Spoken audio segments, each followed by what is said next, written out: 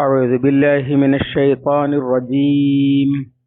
بسم الله الرحمن الرحيم.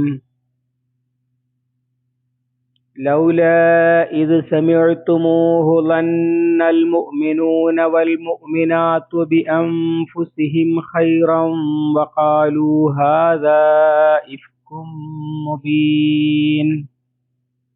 لولا جاءوا عليه بأربعة شهداء فإذ لم يأتوا بالشهداء فأولئك عند الله هم الكاذبون. صدق الله العظيم. സൂറത്തുൻ നൂർ 12-13. ലൗല എന്തുകൊണ്ടില്ല, ഇത് സമയത്തുമൂഹു നിങ്ങൾ അത് കേട്ട സന്ദർഭത്തിൽ, ലന്ന വിചാരിച്ചു എന്നാണ്. അത് ലൗല ലന്ന എന്തുകൊണ്ട് വിചാരിച്ചില്ല എന്നാണ് മൊത്തത്തിൽ. ഇത് സമയത്തുമൂഹു അത് നിങ്ങൾ കേട്ട സന്ദർഭത്തിൽ.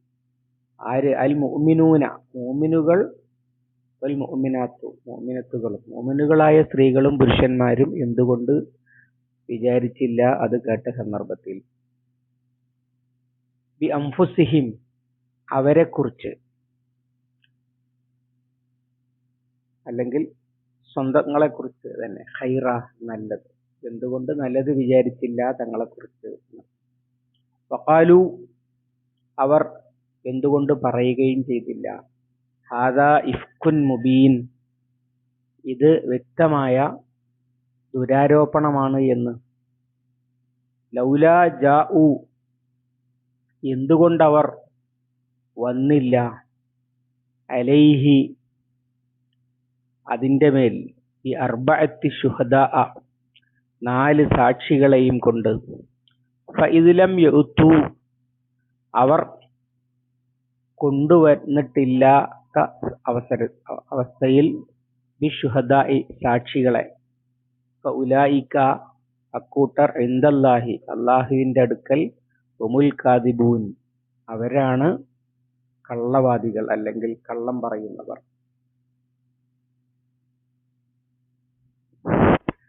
ആയിഷ റളിയല്ലാഹു അൻഹയുടെ പേരിലുണ്ടായ അപവാദ പ്രചരണം അപവാദമാണ്, അല്ലെങ്കിൽ ദുരാരോപണമാണ്, ഇഫ്കാണ് എന്ന് സൂചിപ്പിച്ച ശേഷം, ആ ഇഫ്ക് കൊണ്ട് ഇത്ര വലിയ പ്രശ്നങ്ങൾ അല്ലെങ്കിൽ തെറ്റിദ്ധാരണകളും സംശയങ്ങളും ഒക്കെ പ്രചരിക്കാൻ കാരണമായത്, അത് ആദ്യം കേട്ട വിശ്വാസികൾ അതിനോട് വേണ്ട വിധം അല്ല പ്രതികരിച്ചത് എന്നതുകൊണ്ടാണ് എന്ന് വ്യക്തമാക്കുകയാണ് അല്ലാഹു തആല ഇവിടെ. ലൗലാ ഇത് സമയത്തുമൂഹു ലന്നൽ മുഅ്മിനൂന വൽ മുഅ്മിനാത്തു ബി അൻഫുസിഹിം ഖൈറ മുഅ്മിനുകൾക്ക് അത് കേട്ട സന്ദർഭത്തിൽ തങ്ങളെക്കുറിച്ച് എന്തുകൊണ്ട് നല്ലത് വിചാരിക്കാമായിരുന്നില്ല. അഥവാ ഇസ്ലാമിക സമൂഹം എന്ന് പറയുന്നത് ഒരു പാരമ്പര്യത്തിൻ്റെയോ അല്ലെങ്കിൽ ജാതിയുടെയോ ജന്മത്തിൻ്റെയോ ഒന്നും പേരിൽ രൂപപ്പെട്ടതല്ല.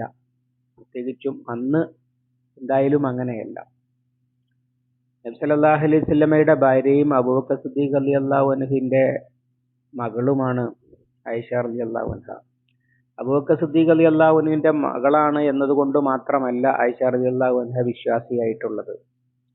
അബൂബക്കർ സിദ്ദീഖ് റളിയല്ലാഹു അൻഹുവിന്റെ എല്ലാ മക്കളും ആ ഘട്ടത്തിൽ വിശ്വാസികളായിട്ടില്ല. അബ്ദുറഹ്മാൻ ഇബ്നു അബൂബക്കർ ഒക്കെ പിന്നീടാണ് വരുന്നത്. പകരം ഈമാൻ ഇസ്ലാം സ്വീകാര്യമാകുന്നത് കൊണ്ടും അള്ളാഹുവിലും പരലോകത്തിലും വിശ്വാസമുള്ളത് കൊണ്ടുമാണ്. മുഅ്മിനുകൾ എല്ലാവരും അങ്ങനെയാണ്, ഒരു ആദർശത്തിൽ അവർ സംഘടിച്ചവരാണ്, അല്ലാതെ വേറെ എന്തോ കാര്യത്തിന് കൂടിയവരല്ല. അങ്ങനെയുള്ള ഒരാൾ ഞങ്ങളുടെ അതേ ചിന്താഗതിക്കാരായ ആളുകളാണ് ആയിഷ റളിയല്ലാഹു അൻഹയും സഫ്വാൻ റളിയല്ലാഹു അൻഹു. സഫ്വാൻ റളിയല്ലാഹു അൻഹു ബദരീങ്ങളിൽ പങ്കെടുത്ത സഹാബിയാണ്. അതുപോലെ അതുവരെ ഉണ്ടായ എല്ലാ യുദ്ധങ്ങളിലും നബി സല്ലല്ലാഹു അലൈഹി വസല്ലമയോടൊപ്പം പങ്കെടുത്ത് വലിയ സേവനങ്ങൾ അർപ്പിച്ച സഹാബിയാണ് സഫ്വാൻ റളിയല്ലാഹു അൻഹു. എന്നിരിക്കെ അവരെക്കുറിച്ച് നല്ലത് എന്തുകൊണ്ട് വിചാരിക്കാമായിരുന്നില്ല? ബി അംഫുസിഹിം എന്ന് പറഞ്ഞതിൽ മറ്റൊരു കാര്യവും കൂടിയുണ്ട്.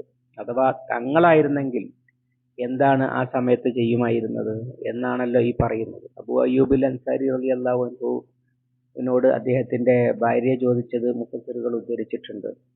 ഈ കേൾക്കുന്നതൊന്നും നിങ്ങൾ കേൾക്കണില്ലേ എന്ന്.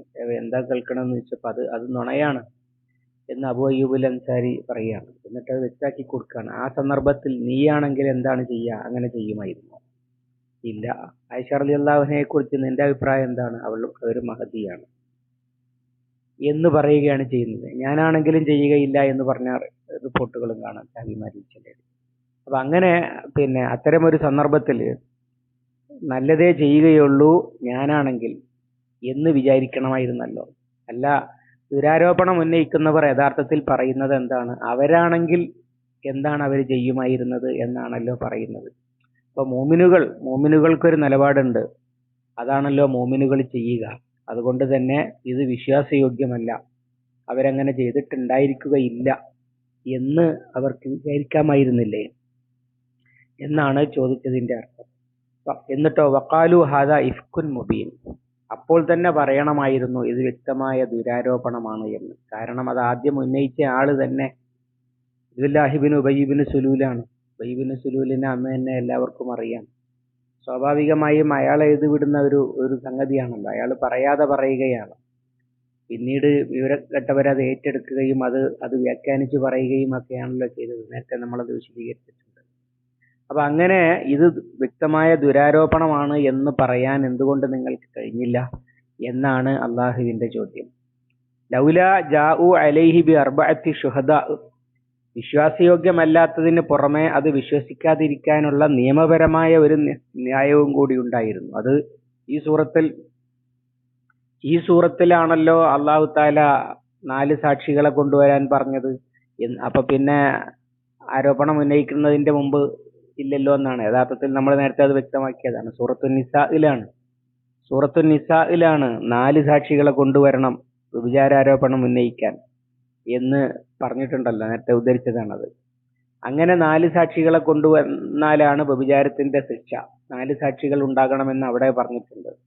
അപ്പൊ അങ്ങനെ ഇത് കേസെടുക്കാൻ അല്ലെങ്കിൽ ശിക്ഷിക്കാൻ ആരോപിക്കാൻ വകുപ്പില്ലാത്ത 4 സാക്ഷികളില്ലാത്ത കാര്യമായിരുന്നല്ലോ.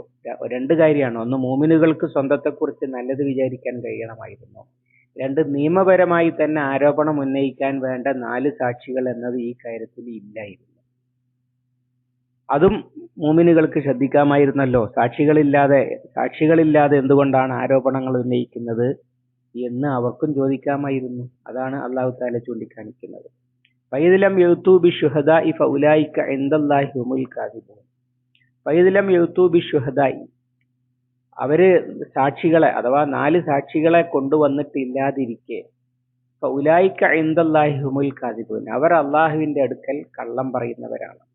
ഈ അള്ളാഹുവിന്റെ അടുക്കൽ എന്നിവിടെ പറഞ്ഞത് എന്താണ്? ഇസ്ലാമിക ശരീഅത്തിന്റെ മുമ്പിൽ, നിയമത്തിന്റെ മുമ്പിൽ എന്ന് നമ്മൾ പറയുന്നത് പോലെ അവരെ കള്ളം പറയുന്നവരായിട്ടാണ്, അഥവാ കള്ളം ആരോപിച്ചതിനുള്ള ശിക്ഷയാണ് ഈ ആളുകൾ അർഹിക്കുന്നത്. 4 സാക്ഷികളില്ലാതിരിക്കെ ആരോപണം ഉന്നയിച്ചാൽ കള്ള ആരോപണം നടത്തിയവർക്കുള്ള ശിക്ഷയാണ് നിയമം അവർക്ക് കൊടുക്കുക. നബി സല്ലല്ലാഹു അലൈഹി വസല്ലം പറഞ്ഞിട്ടുണ്ട്, നഹ്നു നഹ്കുമു ബിൽ-ലവാഹിർ വഹിസാബുഹു ഇലല്ലാഹ്. പ്രത്യക്ഷത്തിൽ ബോധ്യമായത് വെച്ചാണ് നമ്മൾ വിധി പറയുക. ഹിസാബ് അള്ളാഹുവിന്റെ അടുത്താണ്. തെളിവ് വേണം ആരോപണം ഉന്നയിക്കാൻ. തെളിവില്ലാതെയാണ് ഈ ആരോപണം ഉന്നയിക്കുന്നത് എന്നതായിരുന്നല്ലോ അവരെ യഥാർത്ഥത്തിൽ പിടികൂടേണ്ടത്. അല്ലാതെ കേട്ടവാദി കേൾക്കാത്തവാദി വിശ്വസിച്ച് പ്രചരിപ്പിക്കുകയായിരുന്നില്ലല്ലോ വേണ്ടിയിരുന്നത് എന്ന് ഇസ്ലാമിക സമൂഹത്തിന്റെ സംസ്കരണം ലക്ഷ്യമാക്കിക്കൊണ്ട് വിശദീകരിക്കുകയാണ് അല്ലാഹു തആല ചെയ്യുന്നത്. അഥവാ തെളിവില്ലാത്ത ആരോപണം ഉന്നയിക്കുന്നവനെ നിയമം കാണുക വ്യാജ ആരോപണം ഉന്നയിച്ചിട്ടാണ്. ഇത് തെളിവില്ലാത്തത് കൊണ്ട് സംഭവം ഇല്ല എന്നുണ്ടോ? എല്ലാ കേസിലും അങ്ങനെ ഈ കേസിലാണ് നല്ലത് വിചാരിക്കാൻ ആദ്യം പറഞ്ഞത്. അതേ സമയത്ത് ഒരാൾ കണ്ടു, 2 ആൾ കണ്ടു, 3 ആൾ കണ്ടു, അപ്പോഴും തെളിവില്ലാതെ ആരോപണം ഉന്നയിച്ചാൽ വ്യാജ ആരോപണം ഉന്നയിച്ച ശിക്ഷ 3 ആളുകൾക്കും കിട്ടും. ഈ കേസിൽ നബി സല്ലല്ലാഹു അലൈഹി വസല്ലം അത് കൊടുത്തിട്ടുണ്ട്. ശിക്ഷയാണ് കിട്ടുക. അതിന്റെ അർത്ഥം ആരോപണം ഉന്നയിച്ച സംഭവം യഥാർത്ഥത്തിൽ എല്ലാ കേസിലും ആയിഷ റളിയല്ലാഹു അൻഹയുടെ ഒഴികെയുള്ള ബാക്കിയുള്ള കേസുകളിൽ ഇല്ലാത്തതാണ് എന്നാണോ? അത് അല്ലാഹു തആല കൈകാര്യം ചെയ്തുകൊള്ളും. പകരം ആരോപണം ഉന്നയിക്കാൻ വകുപ്പില്ല അള്ളാന്റെ നിയമത്തിന്റെ മുമ്പിൽ എന്നാണ്. എന്നാൽ പിന്നെ യഥാർത്ഥത്തിൽ സാക്ഷികളില്ലാത്ത തെറ്റ് ആളുകൾ ചെയ്തിട്ടുണ്ടെങ്കിലോ അത് അള്ളാഹു കൈകാര്യം ചെയ്യുന്നതാണ്. അത് ആളുകൾ നോക്കേണ്ടതല്ല. തെളിവില്ലാതെ ആരോപണം ഉന്നയിച്ചാൽ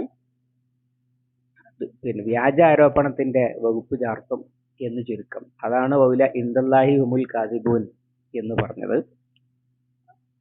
അള്ളാഹു സുബ്ഹാനഹു വ തആല അവന്റെ കലാം ശരിയായി പഠിക്കാനും മനസ്സിലാക്കുവാനും നമുക്ക് തൗഫീഖ് നൽകി അനുഗ്രഹിക്കുമാറാവട്ടെ. അല്ലാഹുമ്മ അല്ലിംനാ മാ യൻഫഉനാ വൻഫഅനാ ബിമാ അല്ലംതനാ റബ്ബനാ സിദ്നാ ഇൽമൻ വഫഹ്മൻ വദിഖത്തൻ വനദറ. اللهم اجعل القرآن ربيع قلوبنا ونور صدورنا وجلاء حزننا وذهاب همنا وغمنا. ربنا تقبل منا إنك أنت السميع العليم وتب علينا إنك أنت التواب الرحيم واغفر لنا يا غافر المذنبين. صلى الله على محمد وعلى آله وصحبه وسلم ومن تبعهم بإحسان إلى يوم الدين والحمد لله رب العالمين.